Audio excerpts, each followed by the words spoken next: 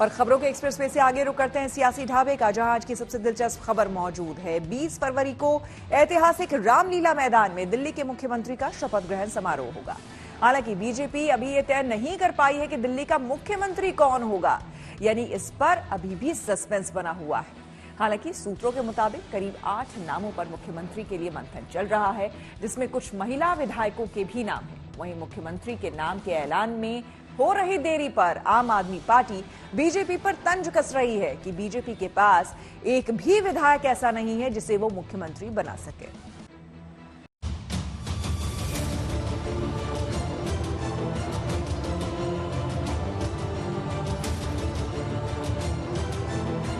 दिल्ली में नई सरकार का शपथ कब होना है ये तो तय हो गया, पर शपथ लेगा कौन कौन ये तय नहीं हुआ है। 20 फरवरी को शाम 4:30 बजे दिल्ली के ऐतिहासिक लाल किला मैदान में शपथ ग्रहण समारोह होगा, पर अब तक मुख्यमंत्री के नाम पर मुहर नहीं लग पाई है। दिल्ली के अगले मुख्यमंत्री की शपथ ग्रहण समारोह दिल्ली के ऐतिहासिक रामलीला मैदान में होगा। सूत्रों की माने तो 20 तारीख को शपथ ग्रहण समारोह जो है वो हो सकता है, और उसको लेकर के तैयारियां दिल्ली के रामलीला मैदान में अभी से शुरू हो चुकी हैं। आप तस्वीरों में देख सकते हैं कि बाकायदा रामलीला मैदान के आसपास के तमाम हिस्सों को व्हाइट वॉश किया जा रहा है। उसके साथ साथ सोफे जो है वो लगाए गए हैं, कारपेट जो है वो बिछाए जा रहे हैं, इसके अलावा कुर्सियां लाई जा रही हैं। और सूत्रों की मगर माने तो रामलीला मैदान में लगभग 1 लाख लोगों को जोड़ने की कवायद जो है वो यहाँ पर की जाएगी। इसके अलावा अगर बात की जाए तो एमसीडी और दिल्ली सरकार की मल्टीपल एजेंसियां जो है वो इस वक्त रामलीला मैदान के अंदर तैयारियां जो है वो कर रही हैं। आप तस्वीरों में देख सकते हैं कि यहाँ पर कारपेट जो है वो बड़ी संख्या में लाए गए हैं। इस हिस्से के अंदर कारपेट जो है वो बिछाए जाएंगे। उसके बाद पूरे हिस्से को कवर किया जाएगा। एनडीए के तमाम घटक दल और आसपास के तमाम राज्यों के अलग अलग राज्यों के जहां बीजेपी की सरकार है वहां के मुख्यमंत्री भी इस शपथ ग्रहण समारोह में शामिल हो सकते हैं। शपथ ग्रहण में मेहमानों की लिस्ट भी फाइनल हो चुकी है। खबर के मुताबिक शपथ ग्रहण में प्रधानमंत्री नरेंद्र मोदी, गृह मंत्री अमित शाह, मुख्यमंत्री योगी आदित्यनाथ सहित 50 से ज्यादा हाई सिक्योरिटी वाले नेता रामलीला मैदान पहुंचेंगे। वहीं 20 राज्यों के मुख्यमंत्री भी शपथ ग्रहण समारोह में शिरकत करेंगे। इसके अलावा सभी केंद्रीय मंत्रियों, एनडीए नेताओं को भी बुलाया गया है। शपथ ग्रहण समारोह से पहले गीत संगीत का रंगारंग कार्यक्रम होगा। बॉलीवुड स्टार अक्षय कुमार, विवेक ओबेरॉय, हेमा मालिनी, कैलाश खेर सहित 50 से ज्यादा फिल्मी सितारे मौजूद रहेंगे। इनके अलावा मुकेश अंबानी, गौतम अडानी सहित 1 दर्जन उद्योगपति भी मौजूद रहेंगे। बाबा रामदेव, स्वामी चिदानंद, धीरेन्द्र शास्त्री को भी शपथ ग्रहण समारोह में बुलाया गया है। संयोग देखिए, ये वही रामलीला मैदान है जहां कभी केजरीवाल ने भ्रष्टाचार के खिलाफ अन्ना हजारे के चेहरे पर देशव्यापी आंदोलन शुरू किया था और बाद में जनता की मांग बताकर आम आदमी पार्टी का ऐलान किया था। फिलहाल शपथ ग्रहण की तैयारियों के बीच अब बीजेपी की विधायक दल की बैठक का इंतजार है, जिसमें दिल्ली के नए मुख्यमंत्री के नाम पर मुहर लगेगी।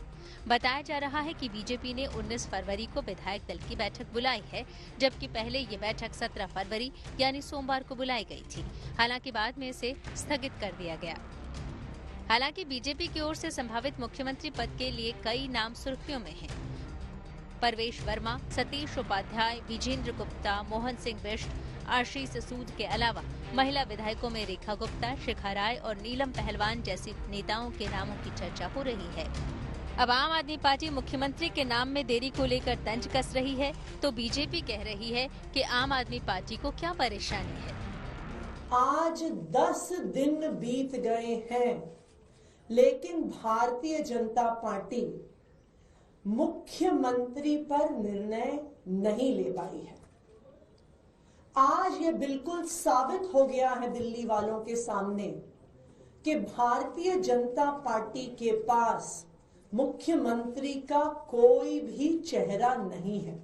ऐसी उनको क्या हड़बड़ी मच रही है, उनको क्या जल्दबाजी है? अब तक 10 साल जो आपने इतने वादे किए थे उसमें तो आपने कोई जल्दबाजी दिखाई नहीं। लोगों को रिलीफ देने के लिए, लोगों को राहत देने के लिए, साफ पानी देने के लिए, यमुना की सफाई के लिए आपने कुछ तो किया नहीं। अब आपको बहुत ही हबड़-दबड़ है, बहुत जल्दी है। क्यों? मुख्यमंत्री के नाम के ऐलान में भले ही देरी हो रही है, लेकिन सरकार गठन से पहले ही दिल्ली मैनिफेस्टो पर एक्शन शुरू हो चुका है। दिल्ली के उपराज्यपाल वीके सक्सेना ने यमुना सफाई अभियान के लिए अधिकारियों के साथ बैठक की, जिसके बाद गाद हटाने और खरपतवार की कटाई के लिए आधुनिक मशीनें काम पर लगा दी गई हैं।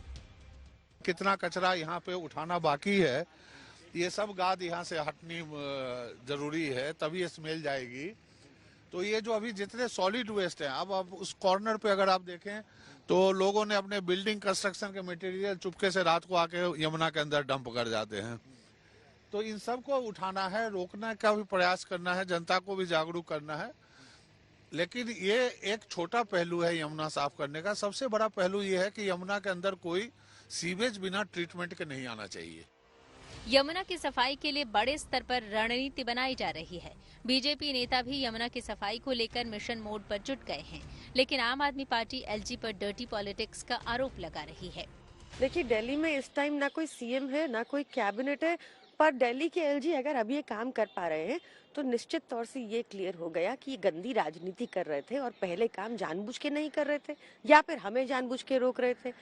ये एलजी साहब अब सिर्फ इस रेस से बाहर ना रह जाएं, सीएम रेस से बाहर ना रह जाएं, क्योंकि गुटबाजी चल रही है, अपने नंबर बनाने के लिए ये ऑप्टिक्स कर रहे हैं। ये 8,000 से ज्यादा करोड़ रुपया देश के प्रधानमंत्री नरेंद्र मोदी जी ने दिल्ली की भ्रष्ट केजरीवाल सरकार को दिया था।